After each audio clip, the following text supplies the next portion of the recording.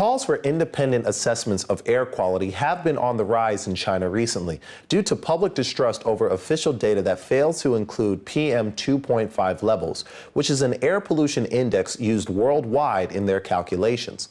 The massive difference between the measurements of the Beijing Environmental Protection Bureau, or the BEPB, and the U.S. Embassy has generated a national heated discussion over the standards adopted by Beijing authorities.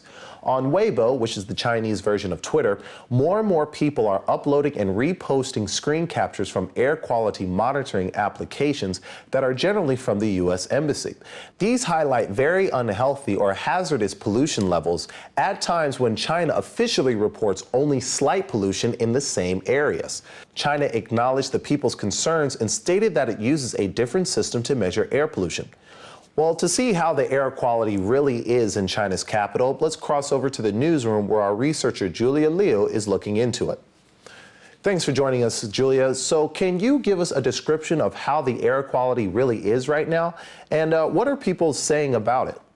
Well, from what I can tell, the air hasn't been that pleasant recently. There's a kind of fog covering the sky all day long, and you can spot more and more people wearing masks while walking on the street to try to escape the harm the fog might possibly bring. And also net users are posting their experience on Weibo a lot.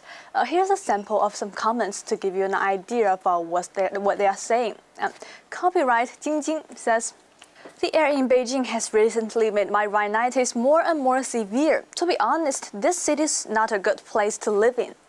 And this poster, Bei says, "Here's a picture I took just now. The fog lasted for several days, covering the city.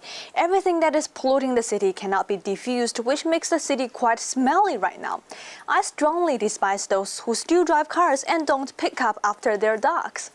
And Zhang Quanling, a TV anchor of CCTV, is China's state broadcaster, has this to say. "My throat feels quite painful this morning when I was walking on the streets of Beijing, which is like a bathroom that I've just had a shower in. And I checked online, which told me that it's just a light pollution. I was thinking that I must be overreacting when I saw the news about the different levels. That confused me." Okay, well, I want to know, what about the different measurements of the pollution levels between the U.S. Embassy and China's government? I mean, what's being said about this? Well, first, here's the explanation given from the officials. Zhang Mingying, the engineer from Beijing Meteorological Observatory, said in an interview that those figures spreading on the internet are just exaggerations. The figures we provide are an average figure that balance places all over the city, while the ones they are using are simply from one place. This is unilateral. And what's more, the standard we are using are totally different. And the explanation has brought up some questions among net users. For starters, what are the standards? The embassy is measuring PM 2.5 levels, an air pollution index used in a calculation worldwide. And the embassy explained that PM 2.5 refers to fine particles under 2.5 micrometers in diameter. While Chinese monitoring stations around Beijing, on the other hand, track only larger coarse particulates, those between 2.5 and 10 micrometers in diameter. That's something that's earned much criticism online. And also some people simply think the explanation is too weak. San Ren says on iPhone.com, "Hey, everybody, here's a state secret. I can share it with you. And it only works in China. If some figure is quite small when compared to each person, but you still want to embellish how strong it is, then use the total figure. Don't worry, we have a huge enough population. For example, our GDP. And on the other hand, if a figure is just too big for people to handle, then say an average figure, which is lower. Anyway, people don't know where the average comes from anyway." Well, that sounds pretty sneaky. So it seems that people online don't really trust the official figures, right? Oh, no, not really. First of all, the reason why they feel distrustful is because the air they are experiencing is much worse than what the figures show us. However, the embassies and Beijing's results are consistent with the standards they use, which explain the two different measurements.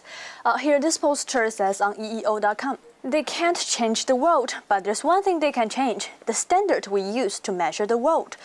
That's a trick used in all kinds of industries in China.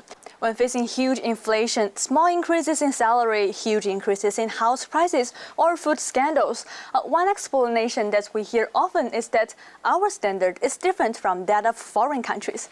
Fake figures are just flying all around the country right now. And San Ren has this to say on iPhone.com. Here's one thing I saw on Weibo. Someone saw a sprinkling especially set beside one particular tree inside a park close to his house. And the reason is because there's an air quality monitoring machine on that tree. I admit that people all have the ability to deceive themselves, but that's not something that can be done by the government. And finally, I'd like to share this comment from a poster on iPhone.com. It's a test for both the government's accountability and the public's rationality to make the official figures get accepted from the public and to further let the government and the public improve the air quality together. Well, I guess when it's people's health at stake, people will start to pay more attention. Thanks, Julia.